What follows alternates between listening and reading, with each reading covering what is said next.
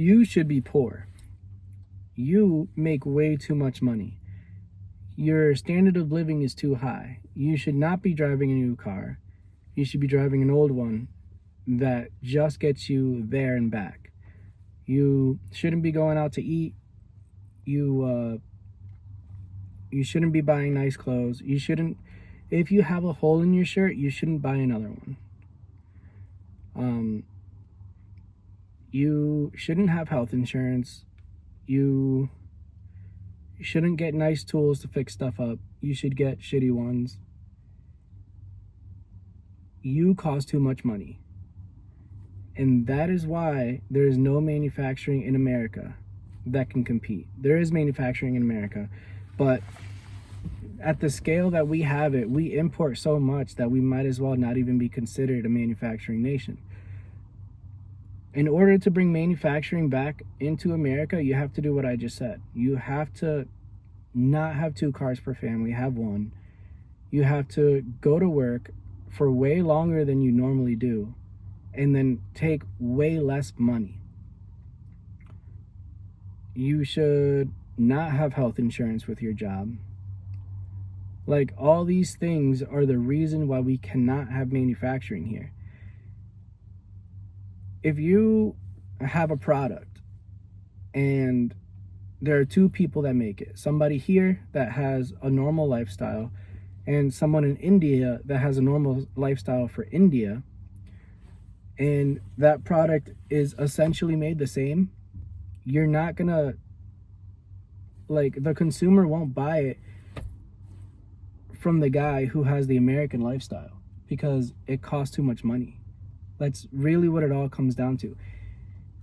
The American lifestyle is so high that we can't afford to manufacture products here because the price would be too expensive. The price of labor is way too high, right? The guy living in India, wiping his ass with his hands and eating curry all day, like I don't even know what they do.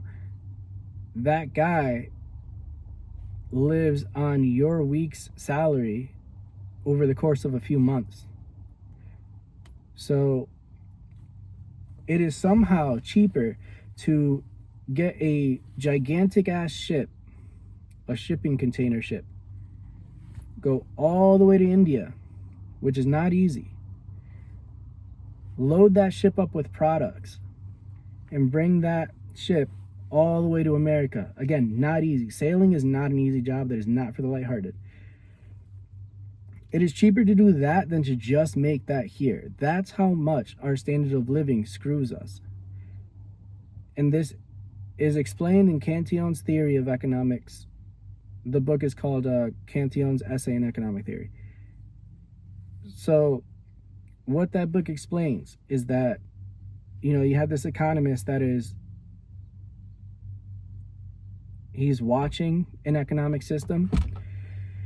And so this economic system that he was watching, I forget the word, but that he was just looking at, I don't know. He was observing. That's the word I'm looking for. He was observing an economic system. This economic system got a new silver mine. Somebody discovered silver, mined it, and was selling the silver. That guy made a lot of money. So that guy made a lot of money. That means he can reinvest into his business. He starts hiring employees, getting more tools, becoming more efficient. Now, all those guys that work for him are also making a lot more money.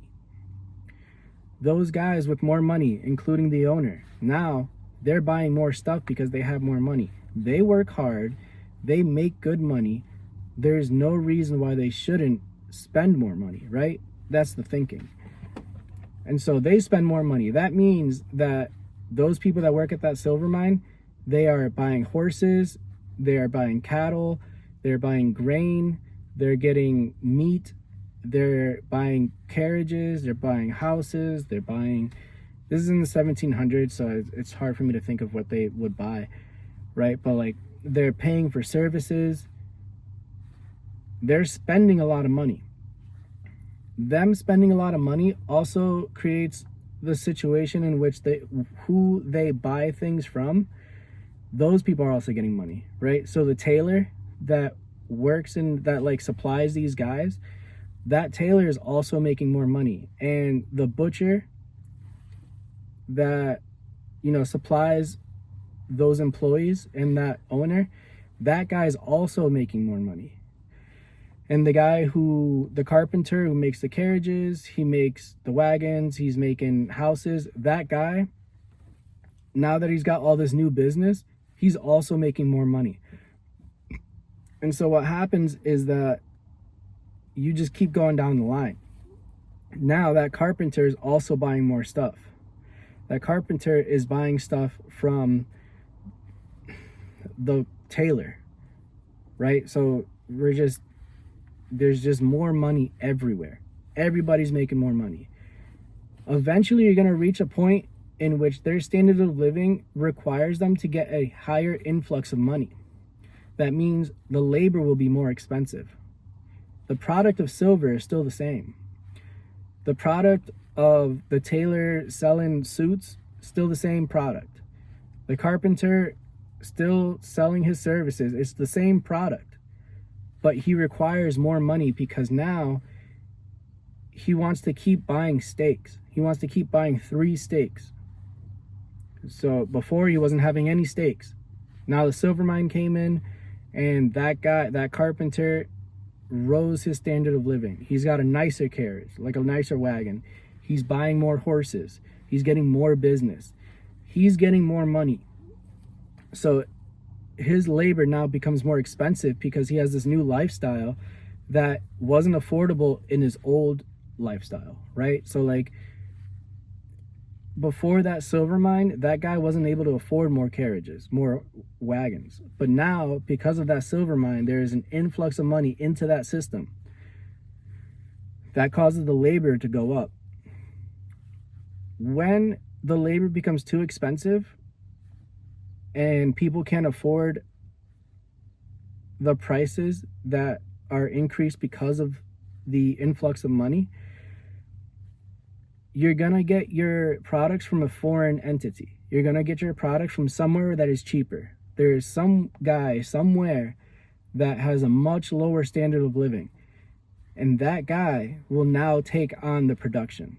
That guy is now going to produce the things that the other guys used to produce, but now that it's too expensive for them to produce, their time is too expensive. They need to afford the new wagons and the feed for their cattle. They need to spend more money.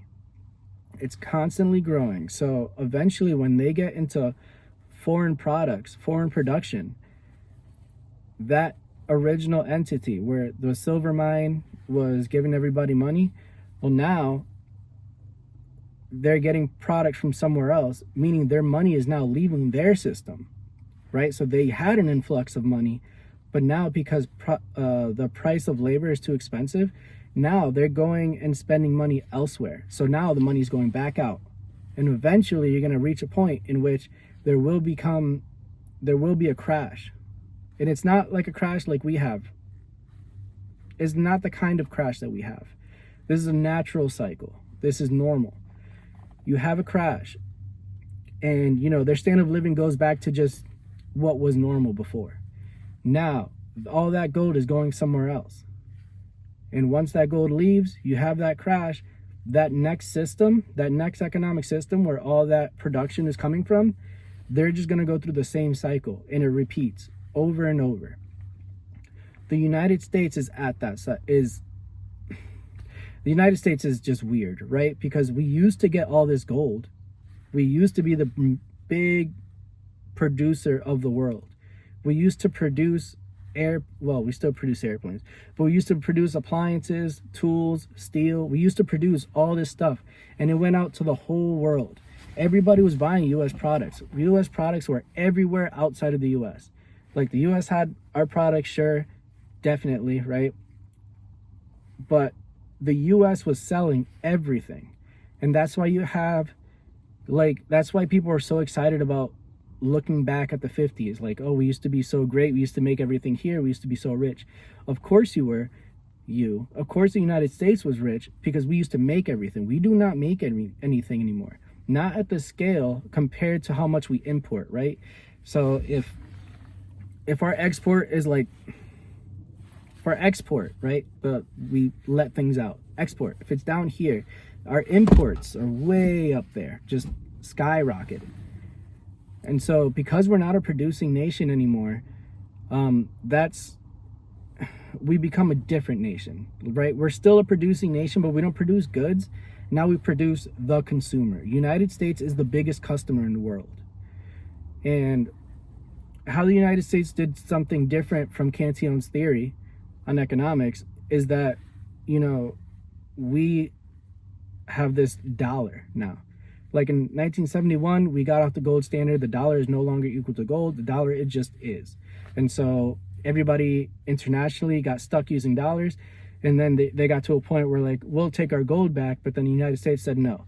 Now they were left with two choices. One, they could either crash their own economy, stop trading in dollars, and just build it back up again, or just keep this bitch rolling. And so every other country just decided to keep the bitch rolling. They're totally fine with using this fake money in order to just keep everything rolling, right? So manufacturing coming to the United States, no way. This is economic law. This is not going to happen unless we lower our standard of living by a lot.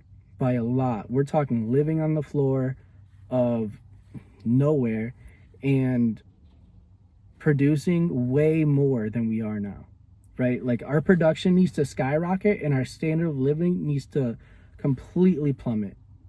Like we need to go to the extreme of production and we need to go to the extreme of poverty in order to bring manufacturing back into America. That is not going to happen. It is way too late. We're way far gone with that. We're not going to be a manufacturing nation. We are a nation of consumers. The United States dollar is so prevalent around the international scale that it accounts for over 90% of all transactions done in the world. And I know everybody loves talking about BRICS dollars, right? Brazil, Russia, India, China, South Africa. These people don't understand how much the dollar is prevalent around the world. China is trying their hardest to get dollars. They are not trying hard at all to get yuan. They do not want to get rubles. They do not want to get rupees. They do not want to get euros. They are not trying really hard to get into anything else but US dollars. They are $2.3 trillion in debt in US dollars. And the fact that every other country also accepts dollars means that if they got out of dollars, who are they going to use the BRICS dollar with? Right? Are they going to use it with Russia? Like, sure, that's one country. There's 5 countries in BRICS. So they're going to trade with 4 other countries and that's it? They can't. Like, they won't be able to keep their standard of living and use a different currency. Like, if they wanted to completely drop the dollar, and I'm not saying it's impossible, I'm saying it's extremely improbable, but if they wanted to do that, their economy would have to completely crash all the way down, the lowest levels of poverty. If any country wants to get out of the US dollar, they're going to have the hardest time after their crash getting back up because everybody is accepting dollars and no one is accepting anything else. Not at the scale that matters. So China, sure, they might accept BRICS or they might accept rubles or they might accept some rupees from India, but the amount that they need in order to facilitate the trade that they are doing, there isn't enough BRICS dollars to do that. There isn't enough rubles. There isn't enough yuan, but there is enough dollars. There is enough US dollars. There is no way that China can drop the US dollar. There is no way that India can drop the US dollar. There is no way that Brazil can drop the US dollar.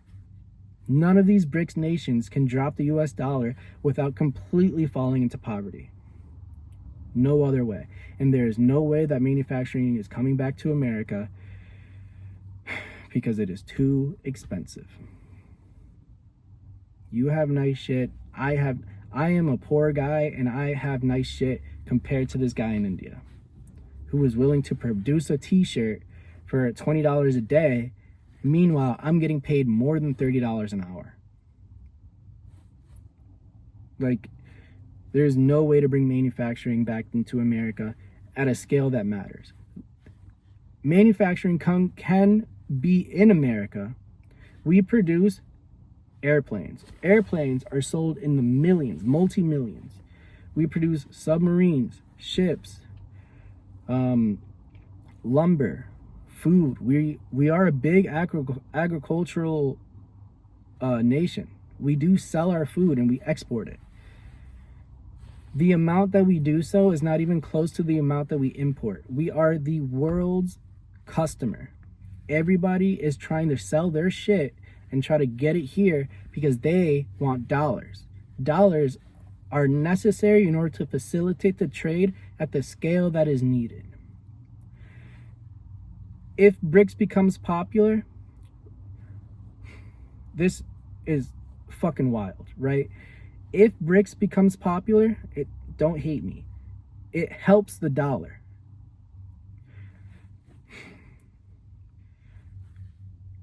There are so many dollars that are needed because of debts that if trade were done in another currency internationally, that would alleviate pressure from the dollar.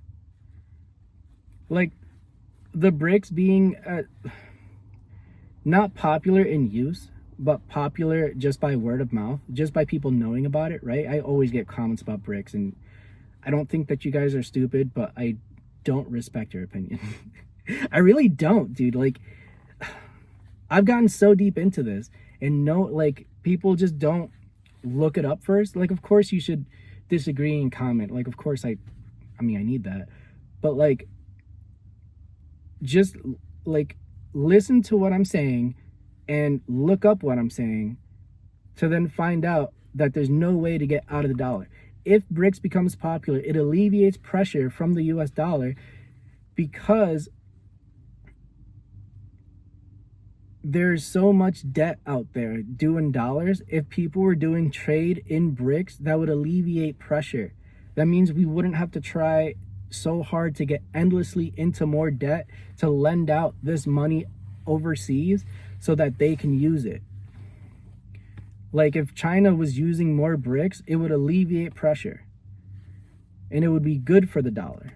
That means we do not need to endlessly go, we need to go less so into endless debt in order to facilitate the trades that are happening in US dollars, because now some of a portion is being done in BRICS.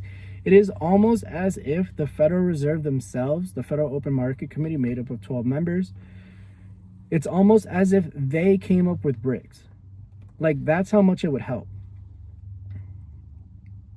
I mean, I am a conspiracy guy. Maybe I do, I'm like 37 yet. And I 30% think that like maybe the Federal Reserve came up with this idea of using BRICS, right?